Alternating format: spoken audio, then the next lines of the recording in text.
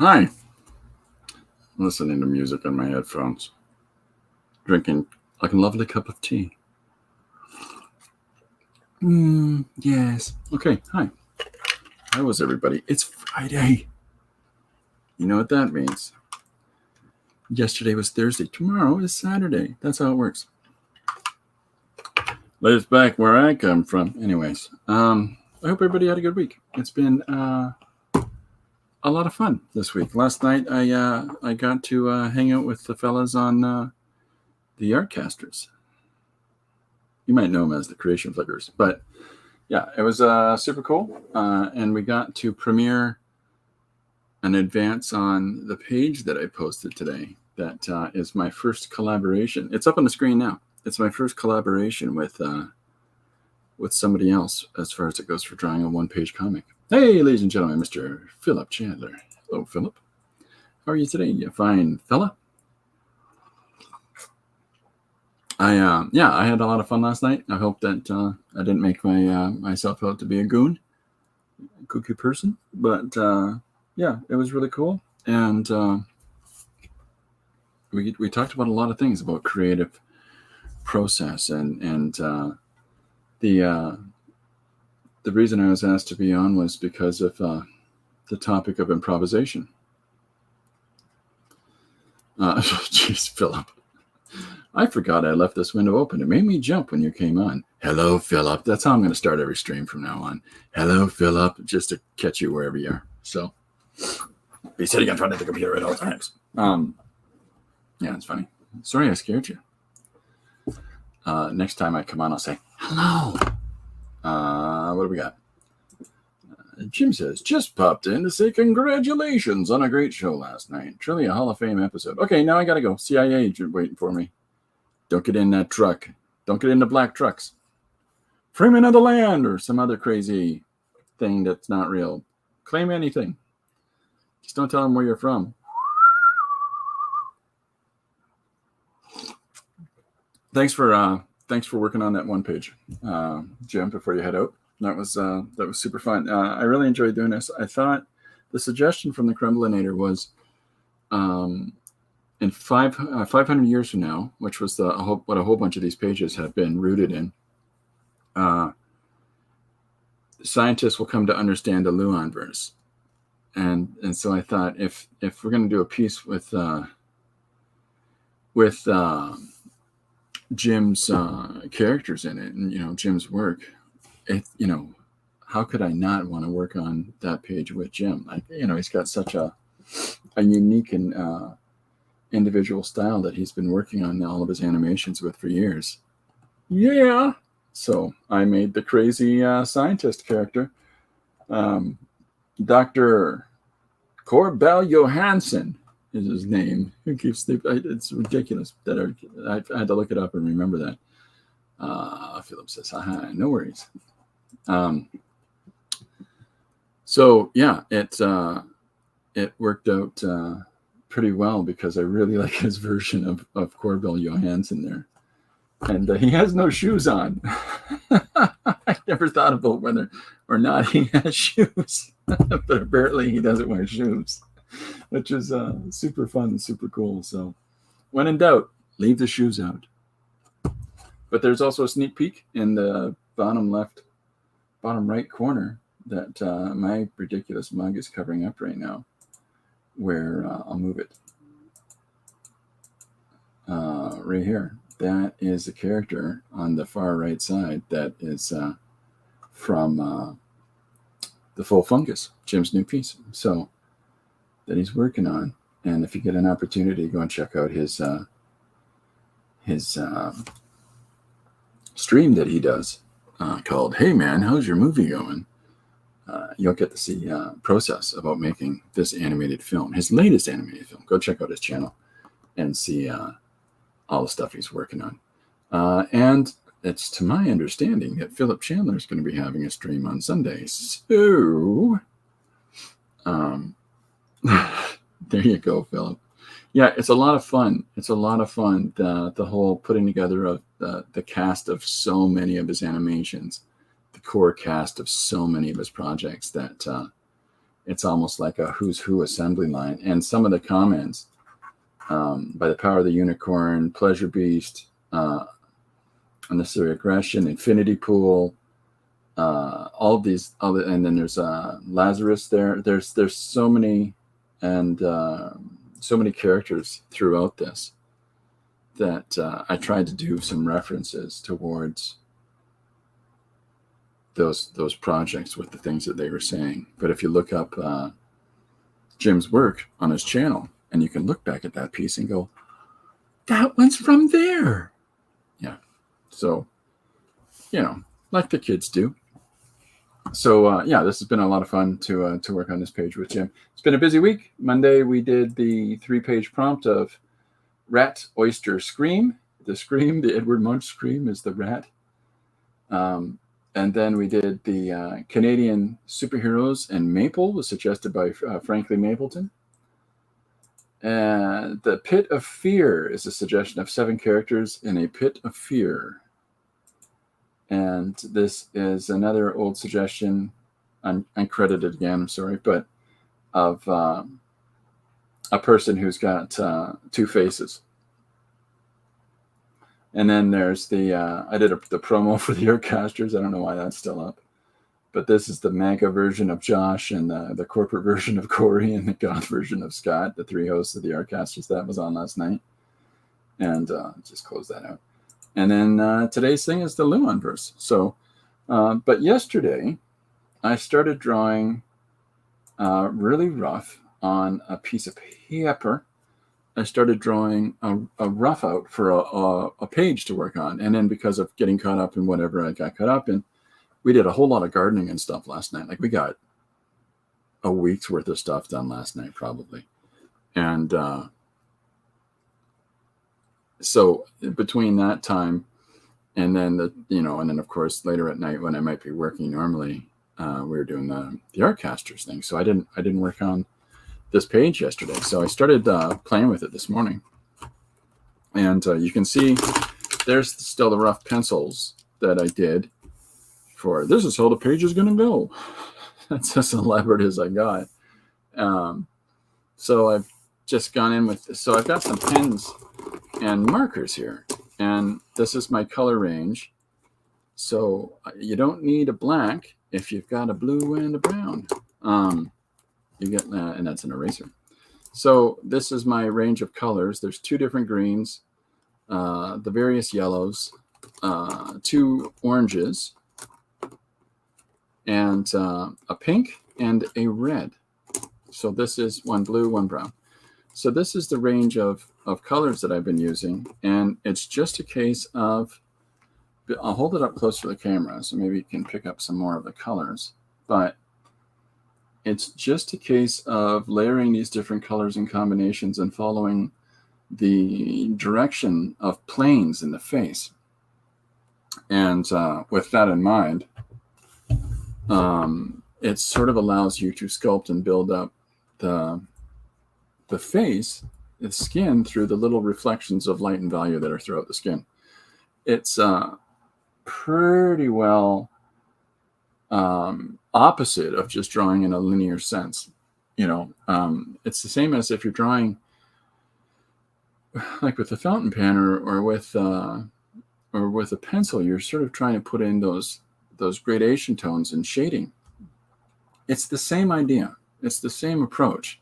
The difference being is that you're doing it through color, and you're thinking about how warm and cool colors move their way around the face in accordance to, if the nose is here and the light is there, it's going to have a cast shadow here. This is going to be a cooler color than up here.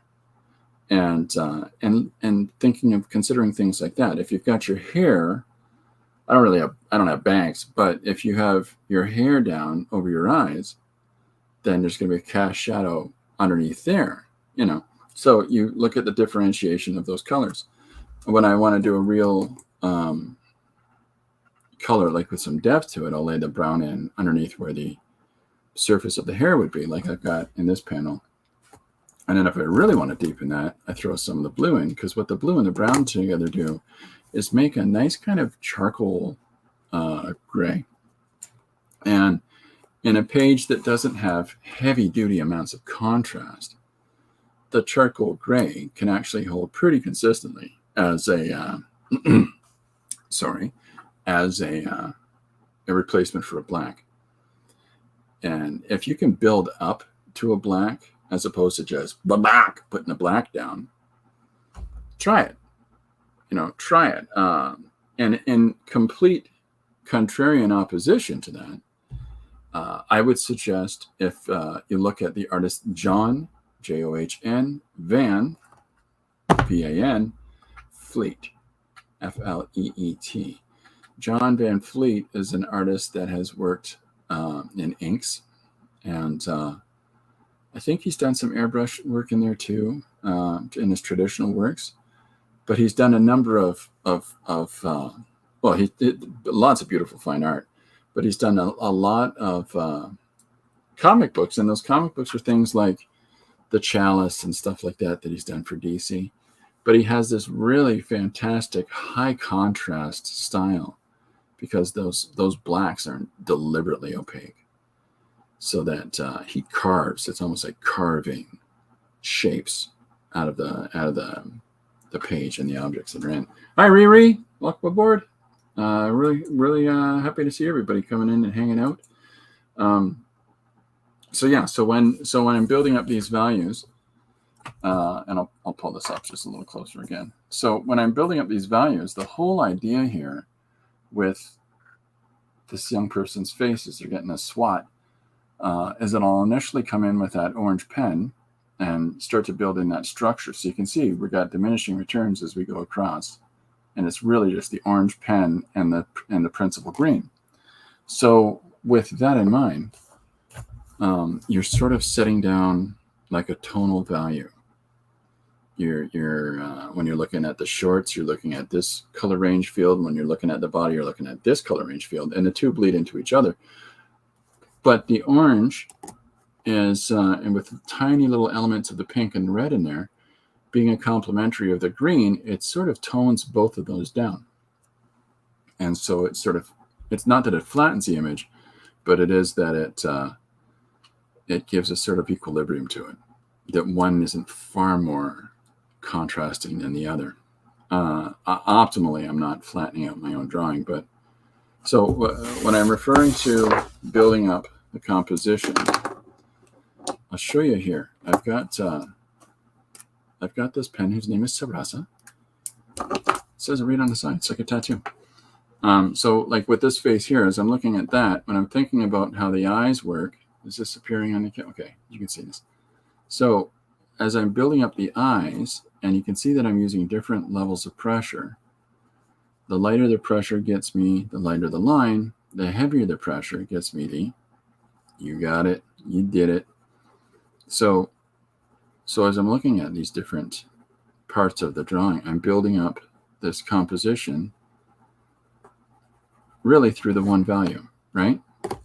But where it starts to get a little more, hopefully, get a little more depth for whoever the audience, viewer, spectator is that this is where we start putting in some of these alternate values. And the pink is sort of a little more of a deeper into the red than the orange is. So I'll start putting that down in order to push back the surface of the face. So in this case, the eye is moving across here and into this valley here. And the eye is moving up this way and to this ridge below the eyebrow there. And then, of course, the eye then moves over the lip and down the cheek. So when I'm thinking about how the surface is of the eye, you can sort of get a sense of, if you look at it as a topographic image where you turn it on its side and lay it flat, we know that the ridge around the eye and underneath is still raised up from the surface of the cheek itself, right? So that's moving downwards.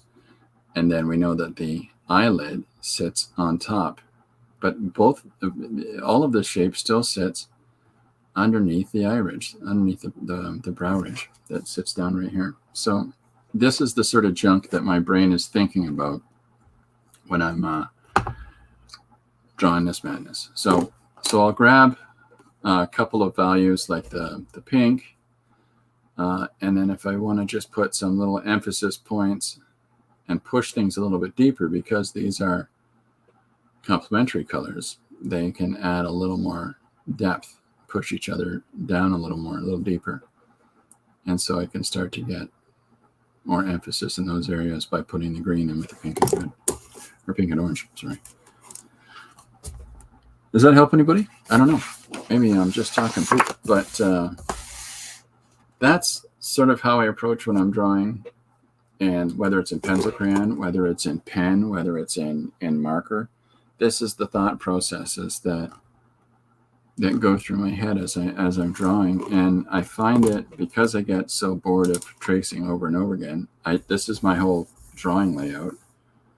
And then I start making all those decisions about how does the body work, and where are the muscles in the shoulders and in the pectoral muscles, and how when I raise this arm up here, is it exact? Like you'll see some people that when they do their illustration work, if an arm moves up here, then they've got the correct muscle that's defined on the drawing. Michelangelo, when he did the sculpture of Moses has his one hand flicked forward like this.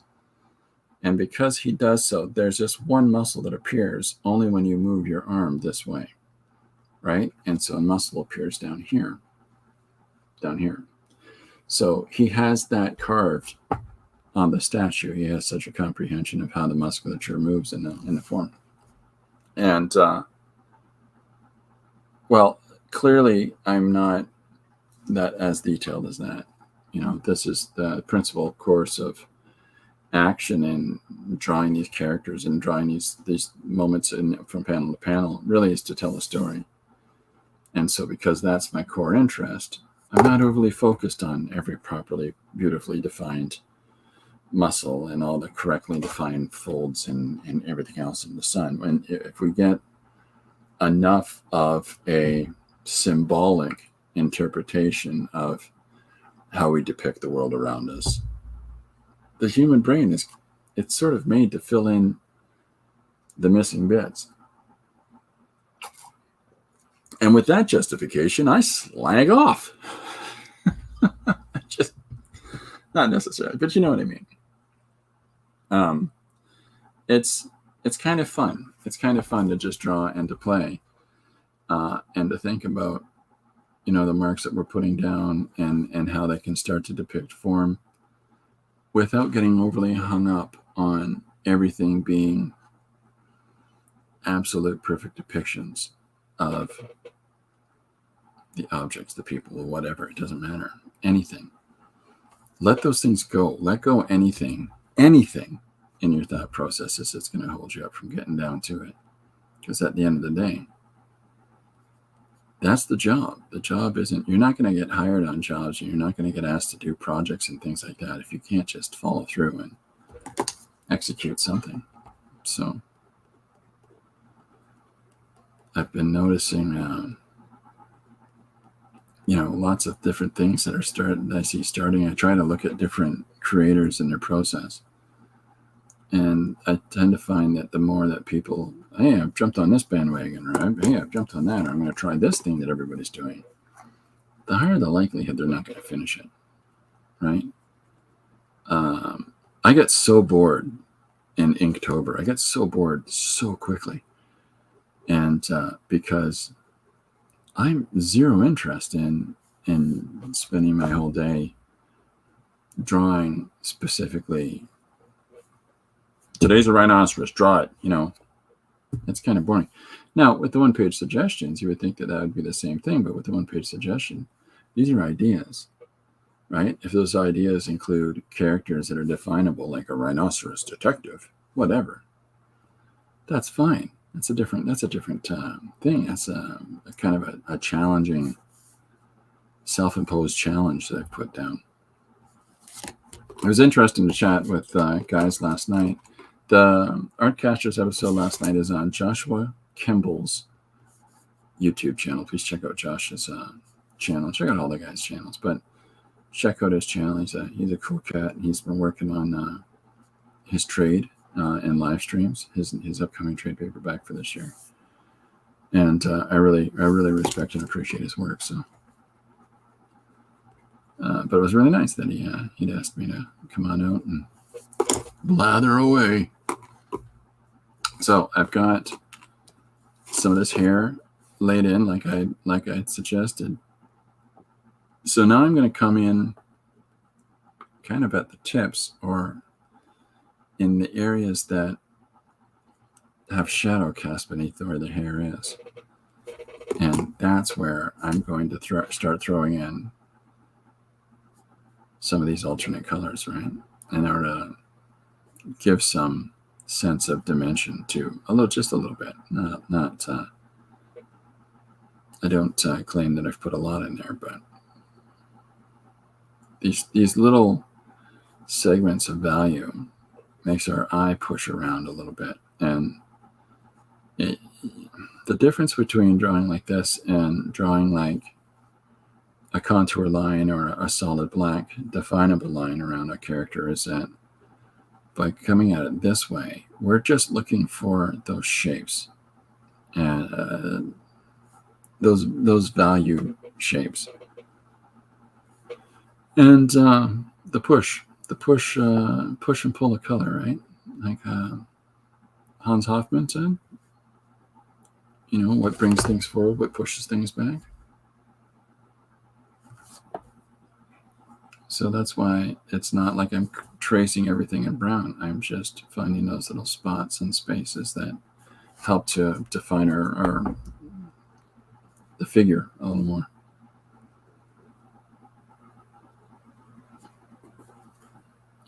That's the sort of stuff that gives a little bit of understanding for the viewer about how this form is working, how this person's body is defined.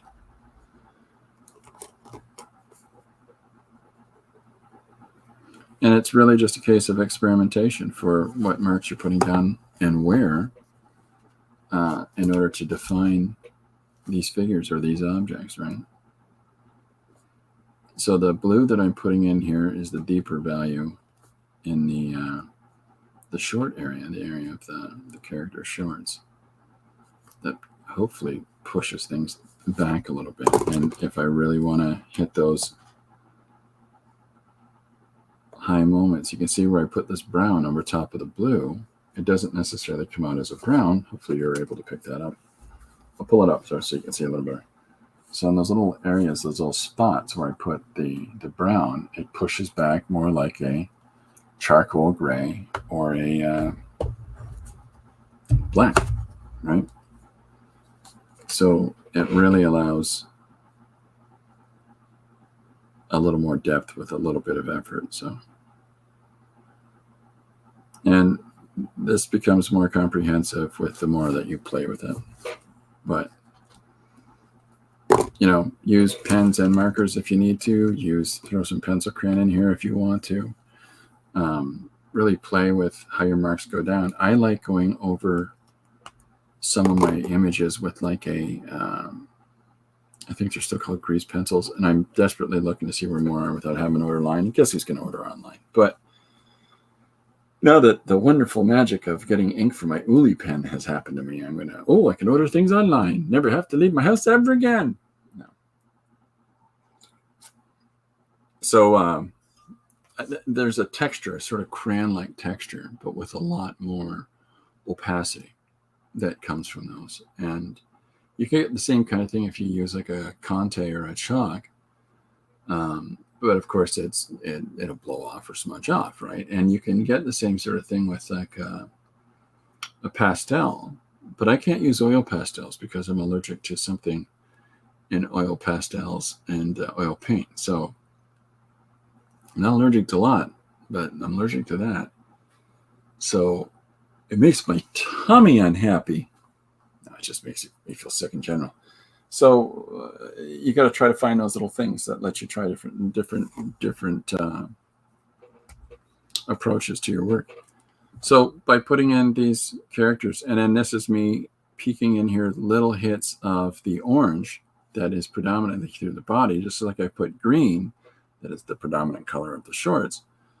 So as I put these two values into their opposite area, then that really pushes that color back.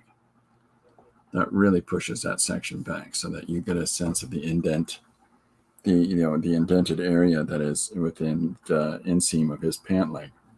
It just gives you a little bit of depth. If you're not sure about colors like that, take a moment for yourself and look at a color wheel and play with it. Right? Look at how these combinations go together. Spin the wheel around. Let me see if I have one nearby.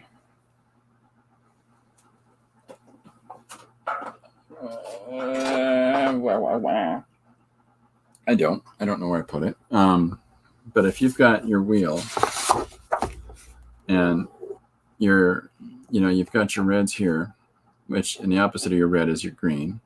So there's your green, there's your red. And the green is made by your yellow here. And then you've got your blue over here, right? And then your red and your yellow together make your orange, and your red and your blue together make your purple. And then, of course, a million different shades, tints, and tones throughout all around that wheel. But try this. Grab the red pen, marker, crayon, pencil, crayon, ink, whatever, watercolor. Grab a red and grab a green. Okay? And try to do an entire composition with just those. And, conversely, do the same thing with, the blue and the orange. Okay? Or the yellow and the purple. And then try looking at how you can do a composition with 3 of these values, and, with just your primaries alone or just your secondaries alone. And doing things like that, I can't think of a single way better than that to really make you understand color and to really make you understand how different values work together. I'm changing the direction of the lines, trying to push those values around through the composition to imply shape in the body. Why is that, Chris? I'm glad you asked. Because I'm a cheeky monster.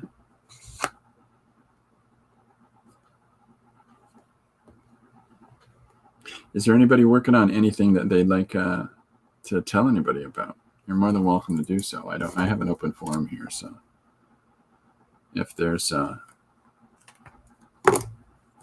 I'm doing this and it's going to be transcendent. It will change the world as we know it. Oh, what is it? Macaroni and cheese? No, cheese and macaroni, or whatever it is, If you got stuff you're working on or stuff you want people to see, let us know here. Just put a link in there. Let's tell other people what you're doing. Oh, my Lord. Yeah. It's funny to me sometimes the interesting side pursuits that people get up to when they're working on stuff because they're just creatives naturally, so that they'll try multiple different creative avenues and ventures. Frankly, Frank Salazar is making tokens and dice for role-playing games in addition to what he does with his comics and his sketch cards. And it's like, I love that leap. I love that jump over to, I'm going to try a different form of self-expression too. So try to have a basic underlying sense of, if you're doing a story and you've got a character here, whether it's your own exclusive way of drawing proportions, just try to keep a consistent approach to it. If this is the way that you do anatomy, or this is the way that you do the way that people's bodies look, and yours is very stretched or yours is very squat in their body types, just try to stay consistent with that, right? And practice drawing it to whatever level. Used to be everybody, make sure everything is in perfect proportion. No, not necessarily. Not since Picasso did the cartoon sketches for Guernica. I think that as soon as you see that on paper and realize, no, it's far less about the definable image according to a standard, and it's far more about the conveyance through those images of an idea. Philip says that right now he's just working on lunch. What are we having, Philip? What are we having for lunch? Are we having broccoli? No, somebody wants broccoli.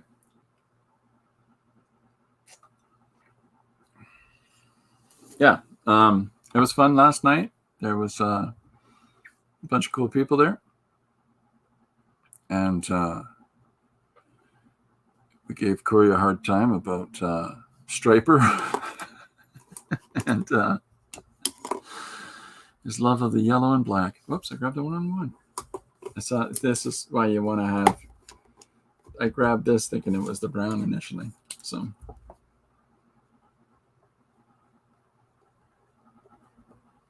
Scott was eating a pack of wolves. You got to watch the stream to see what that means. It made sense at the time.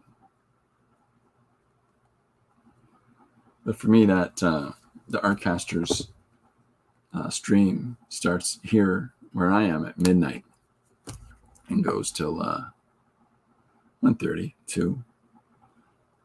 So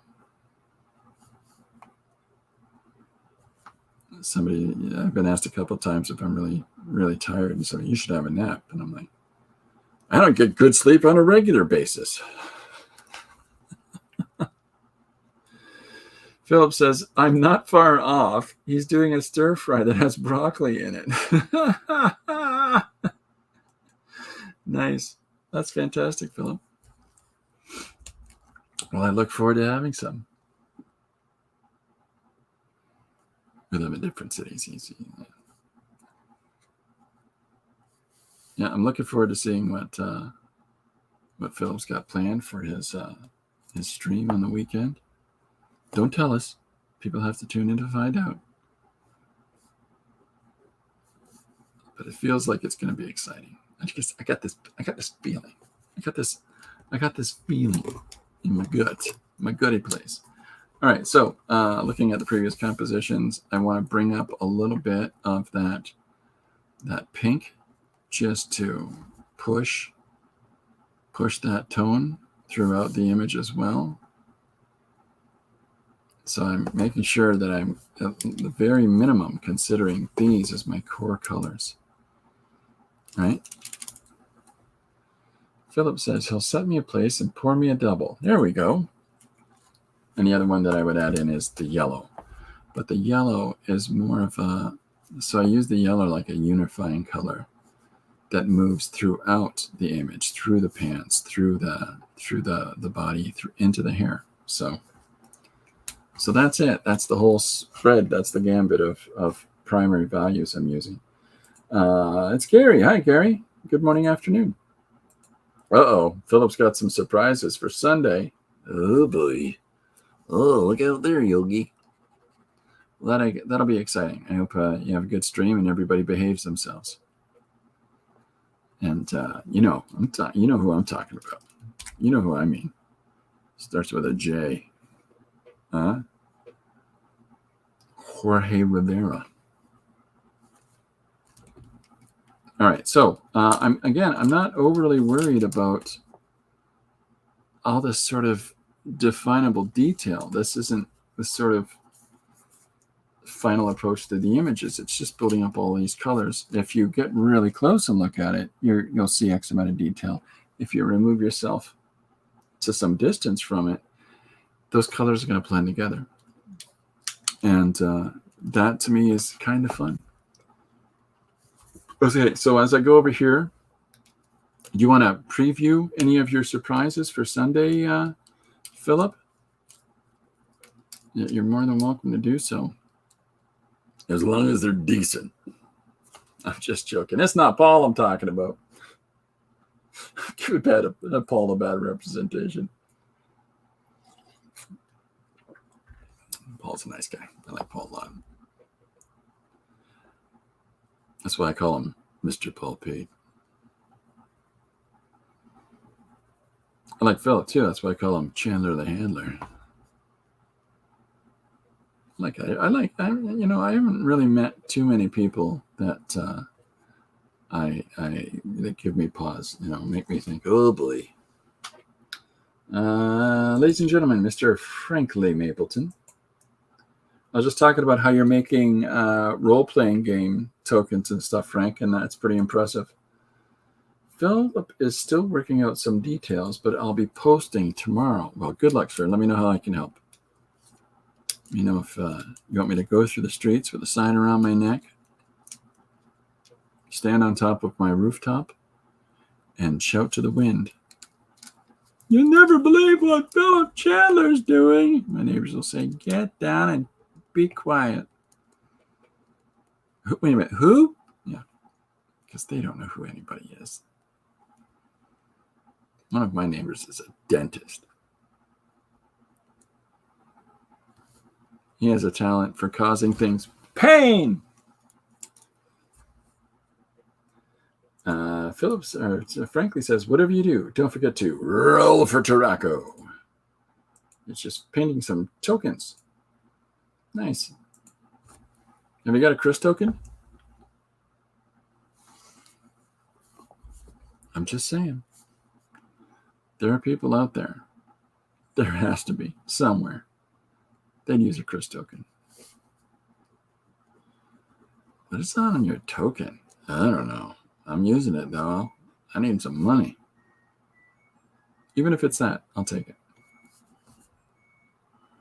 So putting the blue down, just again, even further pushing back some of the shaded areas and just giving a little more definable form to the drawing. I don't know if you want to write down these colors and try these for yourself, but feel free to do so. Where is that? Oh, yeah, it's going into the pink one now. So thinking about the shapes of the form as I'm putting the lines down. Trying to bend those marks around the arm and if not, bend them.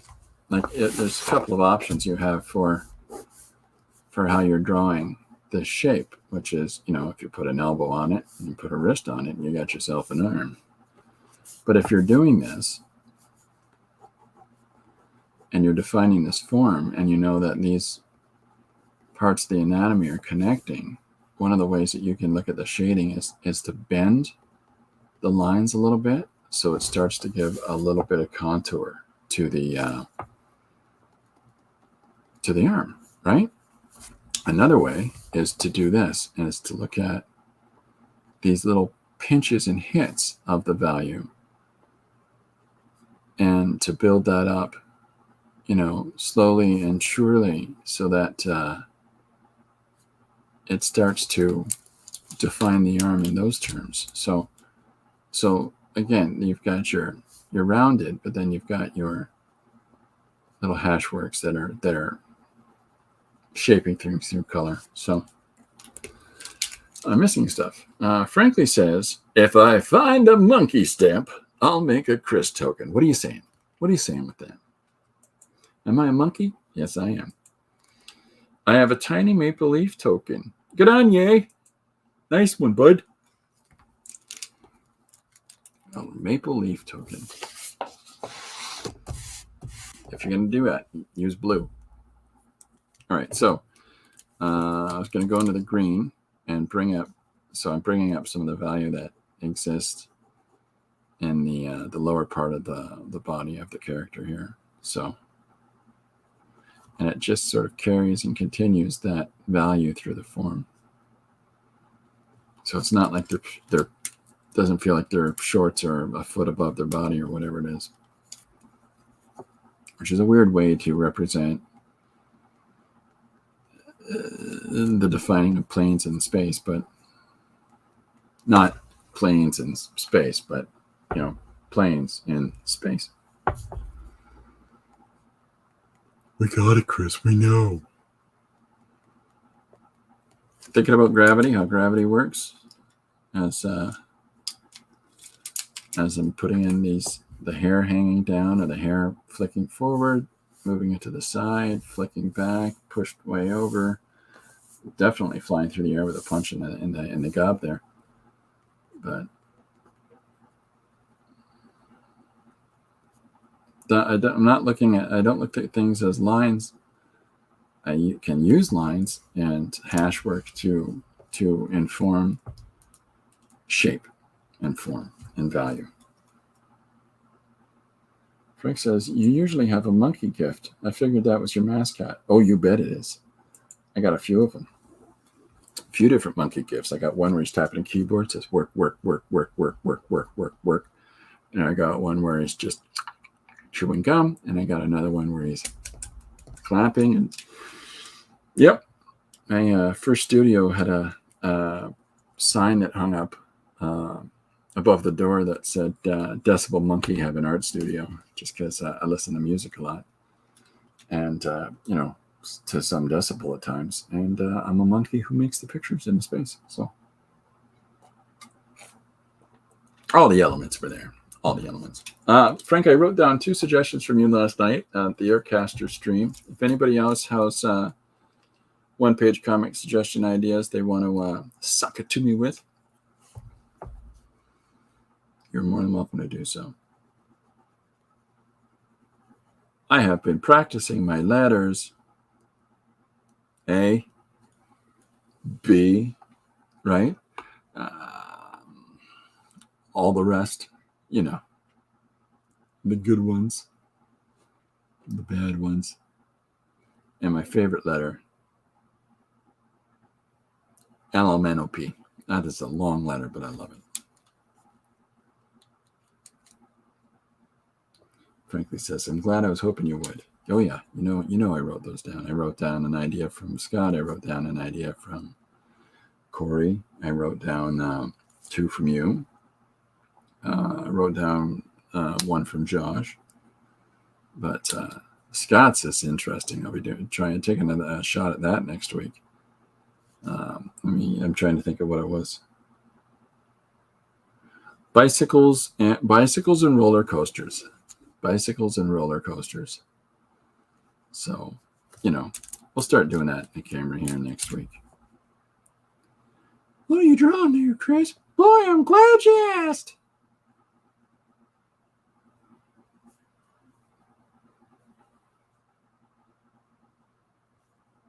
So there's our hand down from flexed fingers.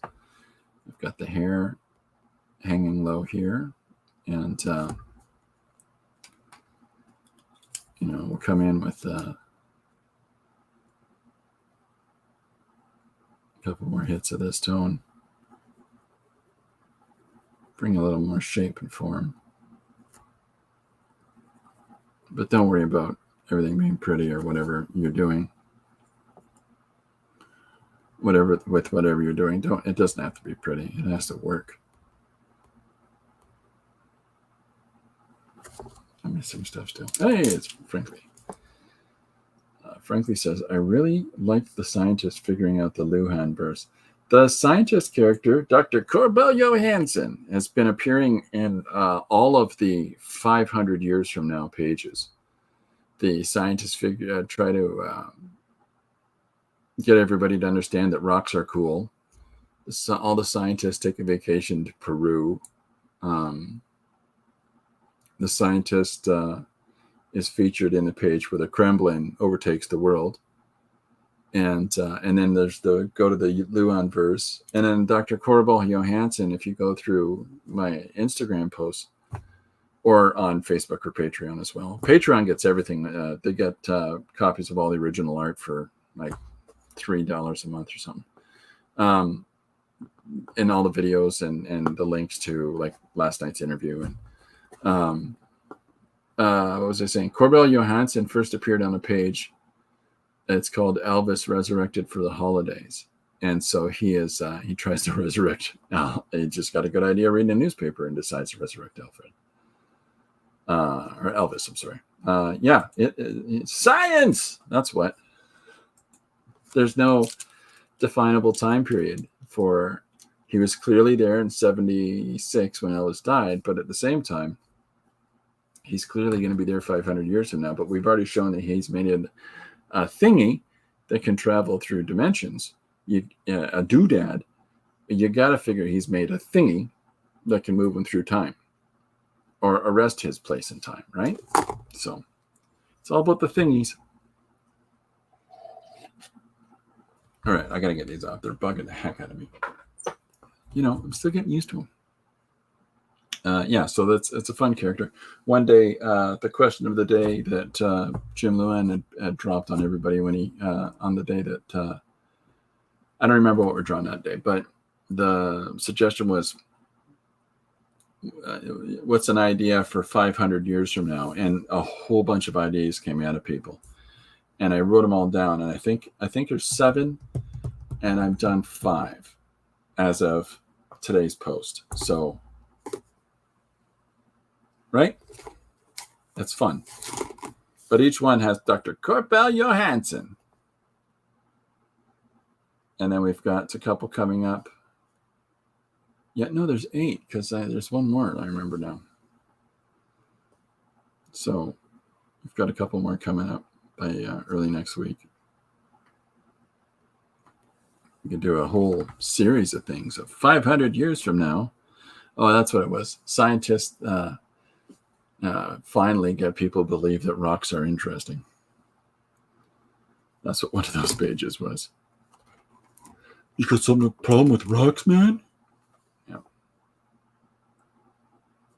I did a page yesterday that made references towards a guy named Mark who hangs out in his club with all kinds of ideas from his old friend Hal, who might come back one day.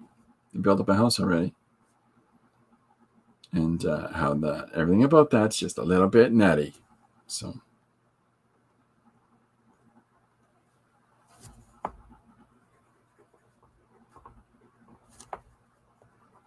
there's a group that like the one Baptist Westboro or something like that goes around with all the hateful signs. Yeah, that's another group that's sort of, what are you doing? Nobody got swallowed up as volcano spirits, okay?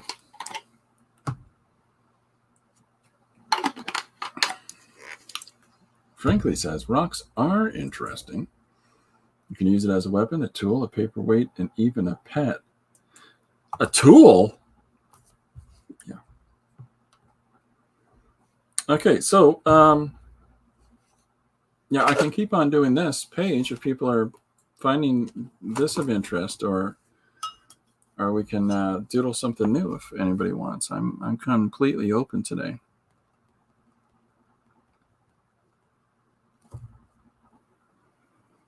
I don't want people to feel like, oh, he's still drawing that thing. I kind of didn't do it at all yesterday, so it's because we had a 1-page finished and ready to show. You want a secret? I've got 4 more. So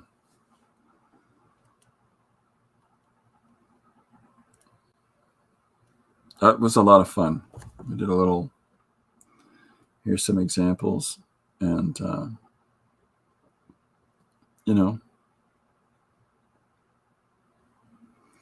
etc. The pink one.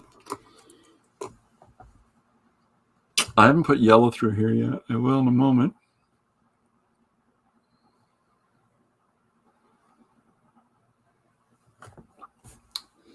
What's Philip saying?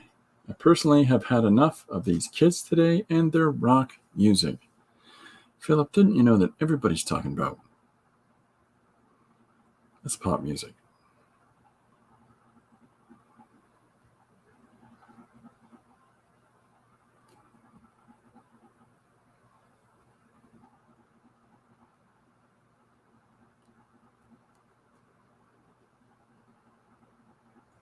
So just throwing some of these colors down in here. It makes it a lot harder to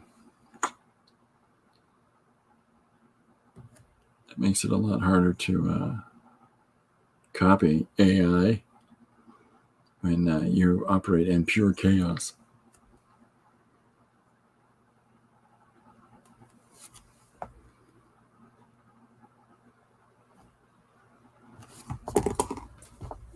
Whoops, I'm so sorry. I left that up there, Philip. So the second question becomes, do we put background in around him, or are we going to leave that for effects? Do we just stay solid on finishing all the forms with the same color system, to whatever extent we can?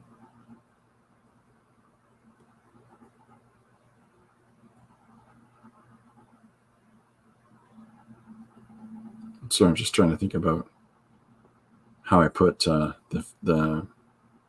Sometimes it helps me when I close my eyes and I think about, how does the leg work? There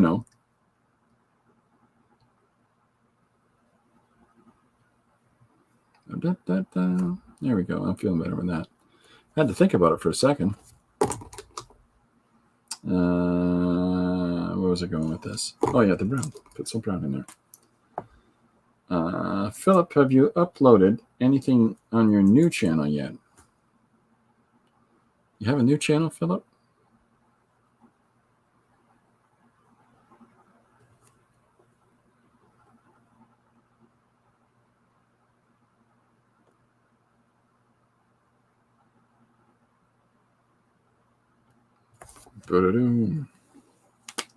That's a good question. It's a good question, frankly.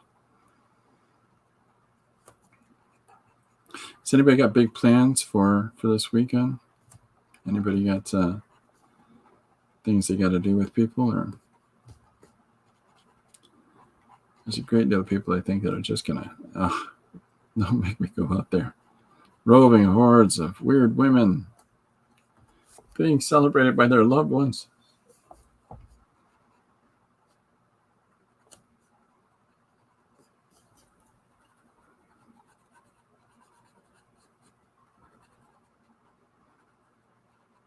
So the throwing the yellow in here is just sort of giving little peeks and hints a little bit more to shape and form, ideally.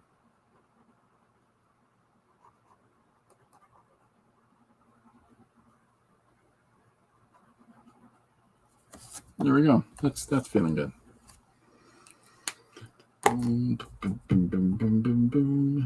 Frankie says, or Philip says, not yet, Frank. I'm just getting it ready. Probably next week. Good stuff.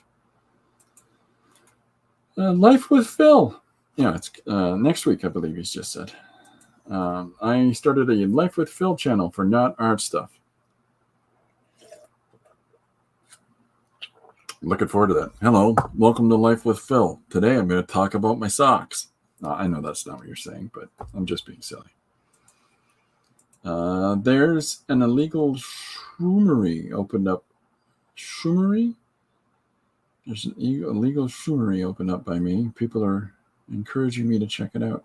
Does that mean they sell all kinds of exotic fungi? There are all kinds of places opening up everywhere in London. London's kind of become this real unregulated place with no real red light district, with just sort of a poop light district downtown. Yeah, mushrooms. There you go. Frank, if you go back to the video, it should have a link under it. If not, I'll send you a link.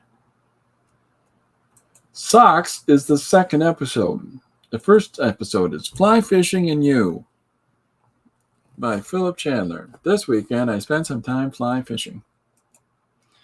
It is Mother's Day this Sunday in the U.S. It is Mother's Day this Sunday in Canada as well. I am going to be doing all kinds of running around with flowers for folks. I've got a sister, and I got a daughter, and I got a niece, and they've all got little people. And well, some of them not so little people. But welcome aboard, Dee Dee. It's great to see you. I hope you have a good Mother's Day if I don't chat with you before then. Yep, socks. Episode 2, Phil. Socks. It's a different day in the UK. They have to be different. They have to. They have a king. They have a king, so they gotta do some stuff different. Okay, so so we've got this character defined now. I can come in for any little spots that I might have overreached. I can come in with a Posca, and like I want a little more white in the face here. So I'm going to do a couple little pokes. Push that yellow back. Just so that we keep those marks for the face consistent with the marks that move through the rest of the body. So Philip says, when is King Day in the UK? Every day. Every day is King Day.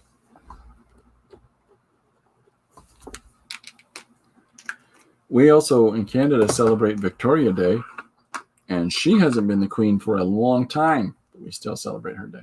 I went to Princess Elizabeth School. Yeah, so she was Queen Elizabeth for so long, but the school I went to was called Princess Elizabeth. So you can, just imagine how a little behind the times it is in naming it. Dee says, I watched the Artcasters recording. It was too late for me. Oh, yeah, I understand that. Yeah, I hope you liked it, Dee. I hope, but you enjoyed our a cappella, our joint singing. Now, is there interest from people that I more roundly define some of the actions that are in here? Or are you more interested that I continue through the page with this character? Because I'm good for either. I'm going to do a little bit of silhouetting on this area up above. Like in my head, I had an idea for that he's about to get clonked here with a board.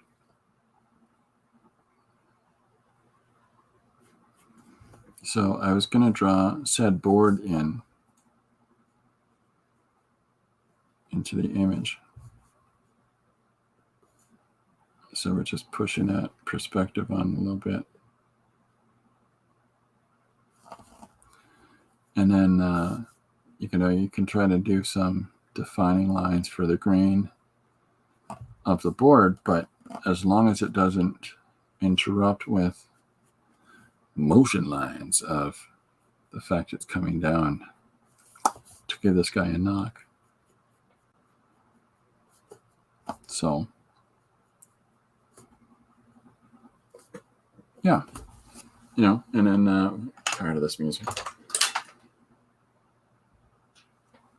Okay, good. And so we'll put the hand here that's giving it the old swing, and then push that out as well. Take those values and push those back, because the entire thing of interest is the board itself. So now we can put some more of that green in with the yellow.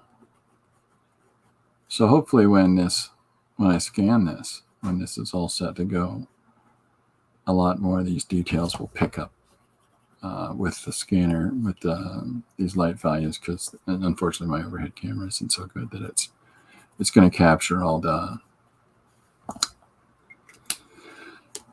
different values, the different colors, the different chromatic hues.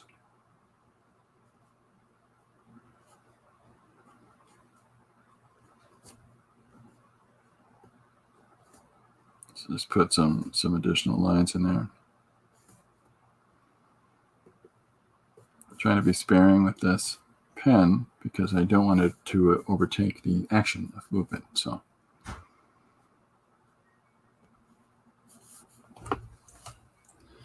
you got to have fun. See if this is any. Yeah, this one's a bit darker. Because I want to get that wood grain in there, but I don't just want to blanch it out or have too much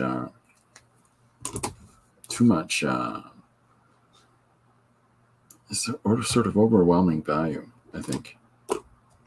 We'll throw a little bit of pink in there too. Pink gonna work, or should I do the green? No, the pink's okay. Really lightly, really softly putting that down. Am I missing anything here? No, we're still talking. Yep, Phil's got a new channel. Everybody go check it out. The Phil's Life with Phil. I'll look it up.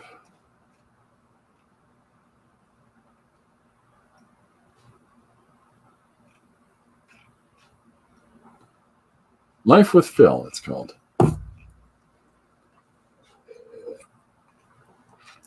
When I was at BLR, we had there was a program there called Broadcast BL, and they would do the announcements for the school. And a friend of mine, Matt, would always say, "I'm Matt Martin, and that's my view on things." And he'd just talk about whatever random things, but he'd always stand with a big gold cup of joe in front of a black screen. Escalators, they break down, you can still use them. They're just stairs. And he'd take a drink and he'd go, "That's my view on things. I'm Matt Martin." He'd do these every chance he could get every morning if he could. So you got to do a little bit of that. You got to do a little bit of that, Phil. That's fun. Okay, so I just want to look over the lineup of the panels just to see that there's consistency, because the blue that's in this one as he's getting hit in the yapper is really overpowering. So I think I want to peek in some blue into this board, coupled with, I'll put a second color in that, the spittle flitting out of the mouth.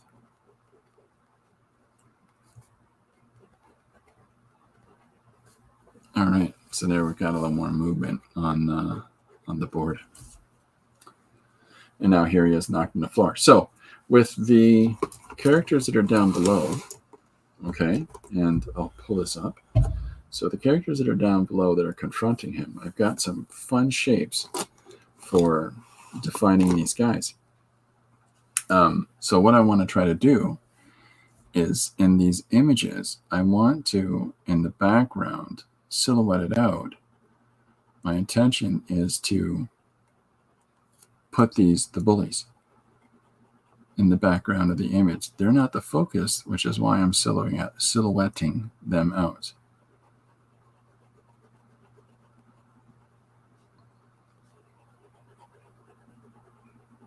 But I'm just trying to get some of their definable shapes.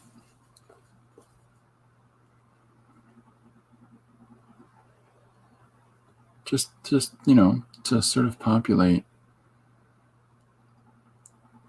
the image just a little bit. Give the viewer something to move their eyes around inside instead of just, yep, yep, yep, yep.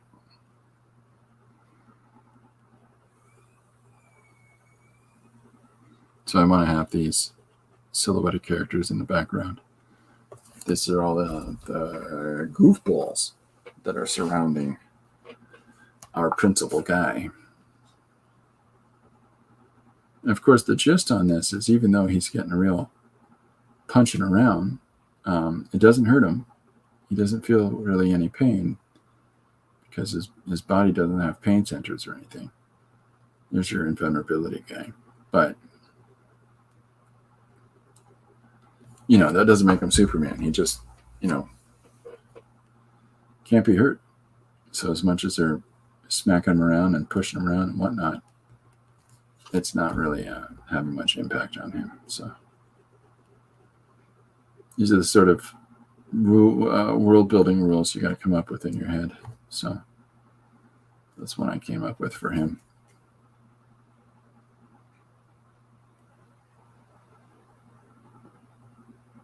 Get that shoe in behind the arm. This is what I mean by it adds. Just these little steps, these little things add so much more depth to the drawing.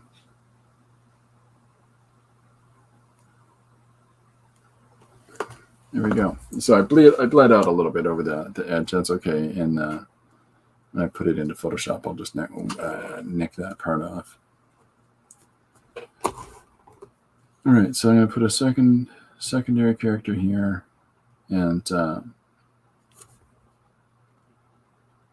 just going to rough him in really fast.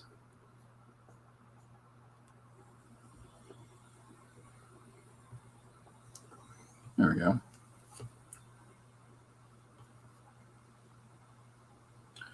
Yeah, it's 1 o'clock.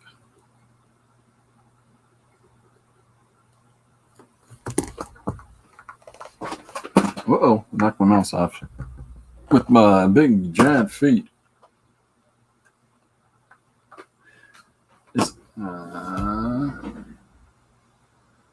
Everybody is subscribing to Phil's channel. This is good. Like, we expect you to post all of the secrets of the universe. All of them. Not just the answer, the sum, but what the question was to get us to it in the first place.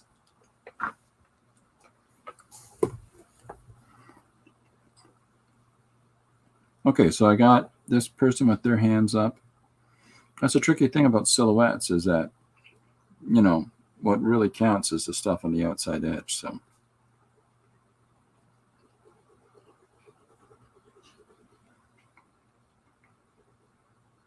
sorry, I had to get a snack for me. I bet my blood sugar's been low all day. I blame the sea.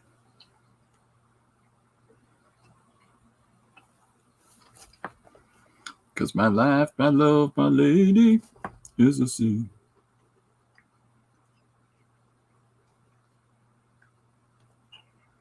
Anybody know what that song is?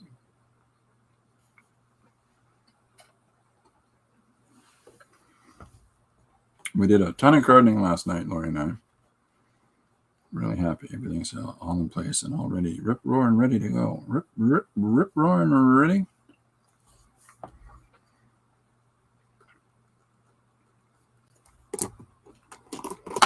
Whoop, caught it.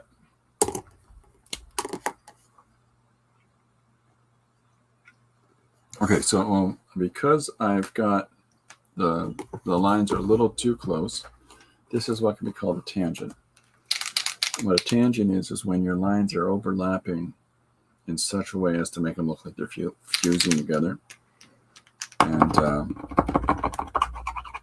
this is the dead one. Does he throw it out? No, he puts it right beside the place where he has everything else.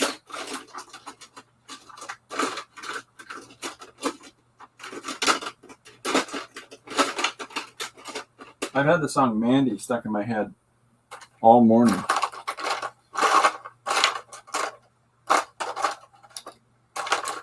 Maybe it's not over there. Maybe that's the problem. There he is over there. What's he doing in the wrong place? Okay, so I just testing this out on another piece of paper. Okay, so I'm going to come in with this white.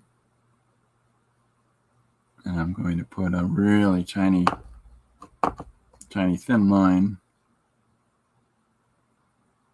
around his noggin.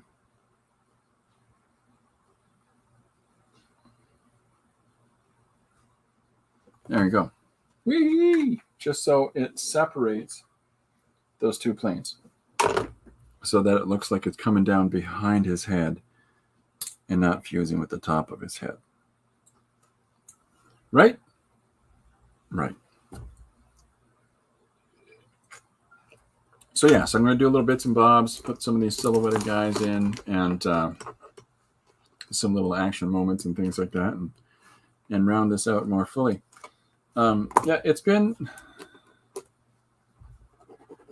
a good week. I feel this has been another good week of productivity, and it was nice to chat with the fellas on the Artcasters last night. And Didi, I was promoting your channel and your prompt bag. How cool that is! We're trying to give people ideas for just the impulsiveness that we can have, an improvisation, like just, I'm going to try this, or I'm going to do that, or I'll try to draw this thing. And so I was saying, well, that's a really good, I thought that was a really good example of how you have the prompt bag, and so many people have been doing so many pieces from that. So that's that. I mean, if that doesn't example it, I don't know what else would. So I'm hitting some blue in here to just bump things down a little bit. There we go. Yeah. I have a society of idea collectors. Prompts is one idea. Excellent. Muy excelente.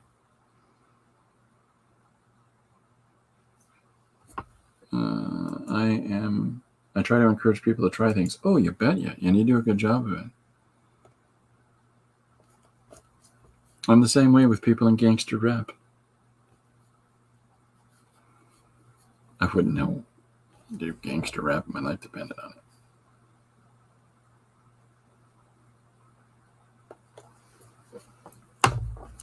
Hey, cut it freestyle, Chris. Da-da-da-da-da. That's all I got. So I'm thinking about how the guys would be larger over top of them here. And I'm just trying to think this through compositionally. I could use a pencil, but, so then I want their forms back in here. And in that way, I'm defining some more interesting pieces of information in this composition that make the eye move around. Everything to see here.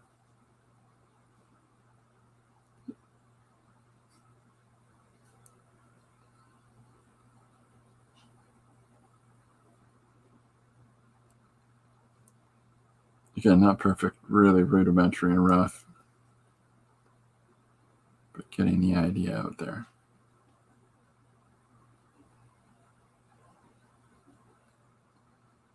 Bullies. He's got bullies.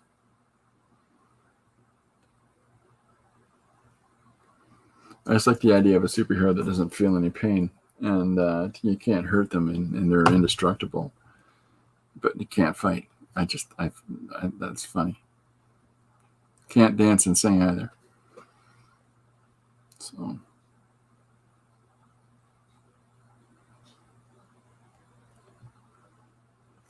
I think I'll have I have to think about how am I going to get what to do with the board. Where's the person with the board that's clocked him here? So I have to add in a character that's holding a board, or add the board to one of the characters' hands.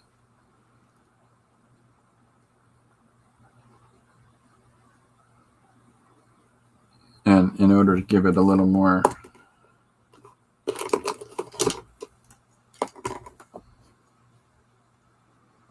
I'm debating on putting a board in here someplace.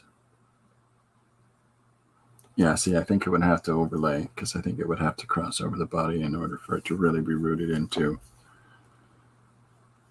the shape, the composition. So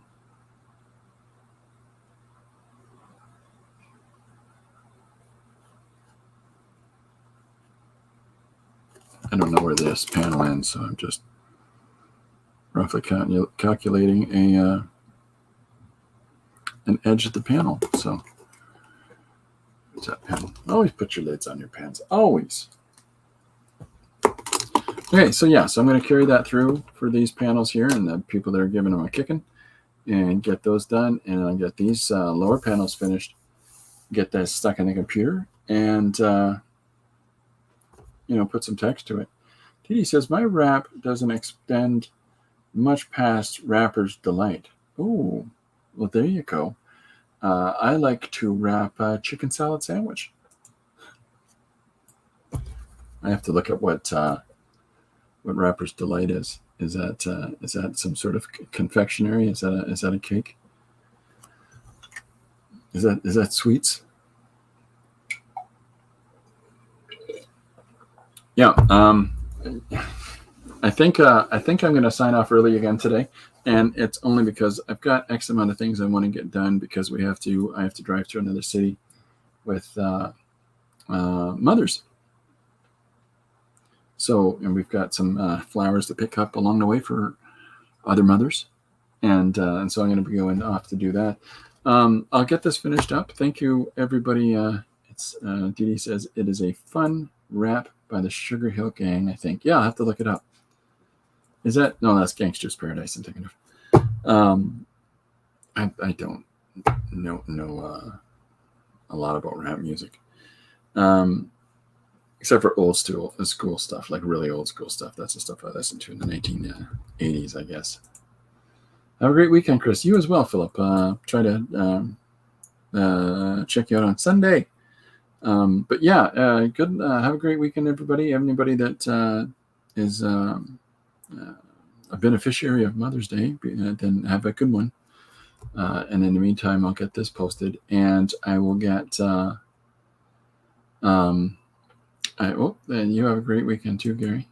I will get this posted. I will get the Sunday page posted. It's already ready to go, and I'll be back on Monday at 2:00. But yeah, do have yourselves a great time. If anybody has one-page ideas, send them along. And if anybody's looking to give one-page ideas that have already been done or other ideas to try, please do so. I think you'd really enjoy it. In the meantime, I have got to get running. So thanks, everybody, for hanging out. I really appreciate it. Thanks, everybody that came out last night. Hey, there's exciting news. Gary is going to be streaming on Sunday, Bagging and Boarding DVSM 1979. That is very exciting, Gary. Let me know. Yeah, I guess I can't help you bag and board. We live in, yeah, you know what I mean. I'm really excited for that, Gary. That's absolutely brilliant. Okay, everybody check that out on Gary's stream as well. In the meantime, bye for now, gang. I'll see you later. Happy Mother's Day.